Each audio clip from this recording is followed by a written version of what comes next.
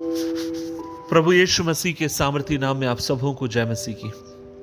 अजीजों, आज के मनन का भाग हमने लिया है पहला पत्रस अध्याय 5 उसकी 7वीं आयत और लिखा है, अपनी सारी चिंता उस पर डाल दो क्योंकि उसको तुम्हारा ध्यान है। अजीजों, परमेश्वर सिर्फ आप में और मुझ में अपनी दिलचस्पी नहीं लेता, वरन वो आपकी मेरी परवाह भी करता है। वो आपका मेरा ध्यान भी रखता है। जैसे अच्छी एक माँ अपने नवजात शिशु की देखभाल करती है, उसके एक एक बात का ध्यान रखती है, चाहे उसके दूध पिलाने से होकर उसकी सफाई से लेकर हर बात के लिए उस माँ का ध्यान, माँ का चित्त उस बच्चे की ओर लगा रहता है। क्या आप इस बात को जानते हैं कि स्वर्गीय पिता भी आपके मेरे प्रति इतना ही वफादार है, इतना ही वो आपके लिए मेरे लिए सोच रखता है।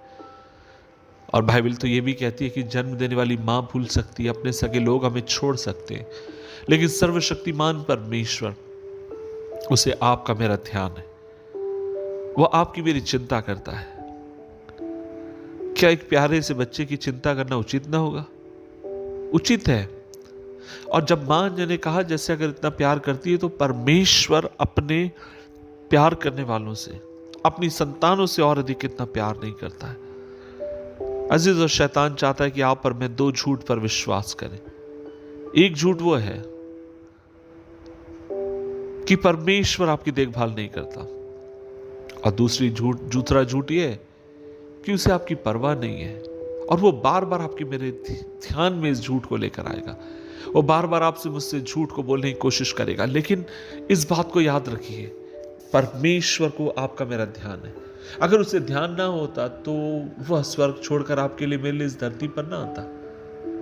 अगर आप मुझसे पूछेंगे पूरे बाइबल के भीतर परमेश्वर के दिल को तोड़ने वाले सवाल कौन से हैं, और तब मैं आपसे कहूंगा बहुत सारे सवाल हैं, लेकिन नए नियम में मुझे लगता है जिस सवाल को सुनकर प्रभु का दिल भी टूट गया था, पता वो कौन सा सवाल था?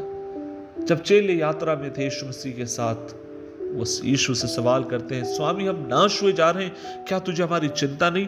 और तब मैं आपसे कहना चाहता हूं, यीशु मसीह अगर उनकी चिंता ना करता तो वो स्वर्ग छोड़कर कभी धरती पे ना आता। तो चिंता करता था, उसे आपका मेरा ध्यान है। और कई बार आप और मैं जब संघर्षों से होकर जाते हैं, चुनौती से होकर जाते हैं, ऐसे दर्द से होकर जाते हैं जो हमारे सहने के बाहर है, तो हम अपने मुंह से यही पुकार उठे, प्रभु क्या तुझे मेरी चिंता नहीं? क्या तुझे मेरा ध्यान नहीं? और मैं आपसे कहना चाहता हूं, लेकिन पवित्र शास्त्र बाइबल ये कहती है कि अपनी चिंता उसी पर डाल दो, उसे तुम्हारा ध्यान है। एक विश्वासी होने के नाते आपको मुझे अपने आप को इस बात में प्रशिक्षित करने की जरूरत है, बार बार अपने आप को याद दिलाने की जरूरत है कि मेरा परमेश्वर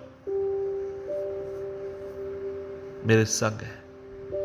परमेश्वर का वचन कहता किसी बात की चिंता ना करना, परंतु हर एक बात प्रार्थना में और धन्यवाद के साथ परमेश्वर के सामने प्रस्तुत की जाए।